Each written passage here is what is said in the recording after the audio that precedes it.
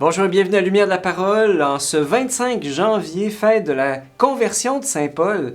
Alors j'espère que vous allez bien, ici Dominique Lerouzès, prêtre missionnaire dans l'unité missionnaire Louis Hébert, et très heureux de vous accueillir aujourd'hui dans cette belle fête de Saint Paul. Alors mettons-nous aujourd'hui à l'écoute de l'Évangile de Jésus-Christ selon Saint Marc. En ce temps-là, Jésus ressuscité se manifesta aux 11 apôtres et leur dit « Allez dans le monde entier, proclamer l'Évangile à toute la création. Celui qui croira et sera baptisé sera sauvé. Celui qui refusera de croire sera condamné. Voici les signes qui accompagneront ceux qui deviendront croyants. En mon nom, ils expulseront les démons. Ils parleront en langue nouvelle. Ils prendront des serpents dans leurs mains et s'ils boivent un poison mortel, il ne leur fera pas de mal. Ils imposeront les mains aux malades et les malades s'en trouveront bien. Acclamons la parole de Dieu. Louange à toi, Seigneur Jésus. Aller dans le monde entier proclamer l'Évangile à toute la création, c'est la grande recommandation de Jésus à toute l'Église. Et plus qu'une recommandation, c'est un commandement missionnaire. Et s'il y en a un qui a été vraiment fidèle à ce commandement missionnaire, eh bien c'est bien Saint Paul. Vous savez, mon père tripait sur Saint Paul au moment de sa conversion, puis il m'a vraiment transmis cette passion-là pour Saint Paul, pour les écrits de Saint Paul, au point que, je me rappelle, à l'âge de 20 ans, je m'étais fait un T-shirt à partir d'une icône de Saint Paul. Je le portais fièrement. Et plus tard, en communauté, lors de mes engagements définitifs, j'ai reçu le nom de Paul Dominique, serviteur de la parole. C'est une identité qui m'habite encore aujourd'hui. Alors, c'est simplement pour vous dire, Saint Paul, là, je l'ai dans la peau.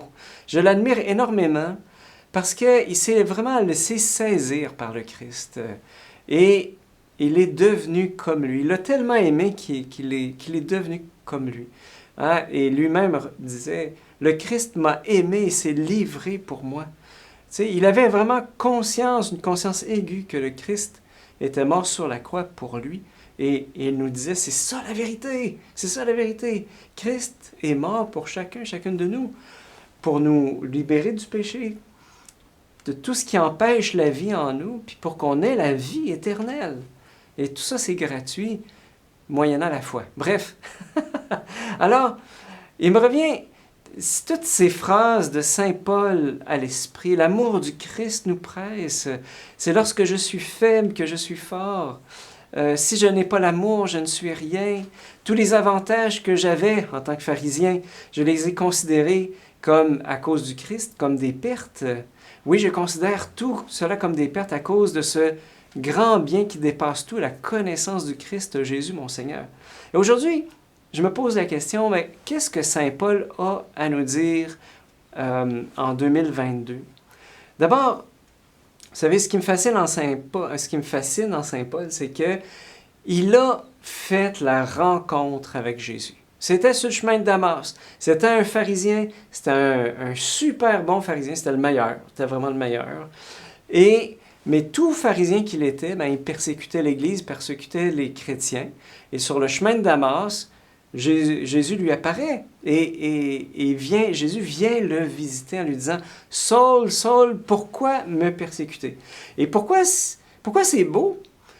Parce que, en fait, la rencontre de Jésus, de Saint Paul avec Jésus, eh bien, cette rencontre-là, eh bien, va configurer tout le ministère de Saint Paul par après. C'est pourquoi? Parce que, en fait, Saint Paul, en toute logique, Saul aurait pu se dire « Mais Seigneur, c'est pas toi que je persécute, c'est des gens qui se disent chrétiens. Donc, dans ça, toi, je te persécute pas. » Mais, quelque part, en fait, Jésus lui a fait comprendre de l'intérieur que quand il se met à persécuter les chrétiens, c'est lui-même. Dans la logique de Matthieu 25, ce que vous avez fait au plus petit d'entre les miens, c'est à moi que vous l'avez fait. Et qu'est-ce que Paul comprend là-dedans? Il comprend en fait que Jésus est présent dans tous ses membres, du plus petit au plus grand. Et donc, que nous sommes le corps du Christ. C'est ce que saint Paul va dire. Nous sommes les membres de son corps. L'Église, c'est les membres du corps du Christ. Et voyez, même, il y avait un évêque qui disait, la première lettre aux Corinthiens, en fait, c'est la première théologie du corps. Parce que tous les thèmes qu'on y aborde réfèrent au corps, soit le corps du Christ, soit l'Eucharistie, soit l'Église, les divisions dans l'Église, etc. Tu sais, on parle vraiment de l'Église en tant que corps. Et tout ça, c'est issu de la rencontre de Paul avec Jésus sur le chemin de Damas. Et ainsi, dans cette rencontre avec le Christ, il rencontre l'Église. Voilà, comme vous vous rappelez dans la première lettre aux Corinthiens, cette analogie du corps. Le corps est un et il est uni, mais il y a plusieurs membres. La main ne peut pas dire à l'œil, j'ai pas besoin de toi. L'œil ne peut pas dire au pied, j'ai pas besoin de toi. Tu sais, on a besoin les uns des autres, même si on est très différents les uns des autres. Vous voyez, les charismes sont nombreux, mais c'est toujours le même esprit, le même corps, la même mission. Bref, c'est fort, là, c'est vraiment fort. Puis la conversion de saint Paul, ben, ça lui a permis de comprendre tout ça. C'est ça, Alors, je me dis, aujourd'hui, mon Dieu, qu'on aurait besoin de nouveau saint Paul. Tu sais, parce que, vous savez, au-delà des catégories de personnes dans l'Église, clergé, laïcs, marguilliers, bedeaux, catéchumènes, diacres, membres du comité de liturgie, etc., en fait, on a besoin de monde qui ont fait la rencontre avec Jésus. Et ça, c'est encore plus important que les fonctions qu'on peut remplir dans le corps de l'Église.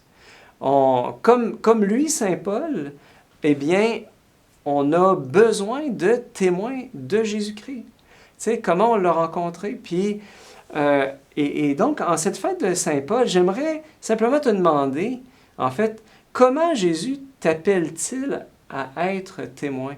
Quel membre du corps de l'Église est-ce que tu es, toi? Tu sais, est-ce que tu es un œil? Est-ce que tu es une main? Est-ce que tu es un pied? Est-ce que tu es un sourire? Voilà. Et aussi, peut-être, je te pose la question, pour ceux qui ont vécu la conversion, là, est-ce qu'il y a un lien entre ta conversion, le moment de ta conversion, puis ta mission aujourd'hui dans l'Église? Voilà, comme saint Paul, il y a un lien entre sa conversion puis sa mission. Voilà. Alors, je te lance toutes ces questions-là.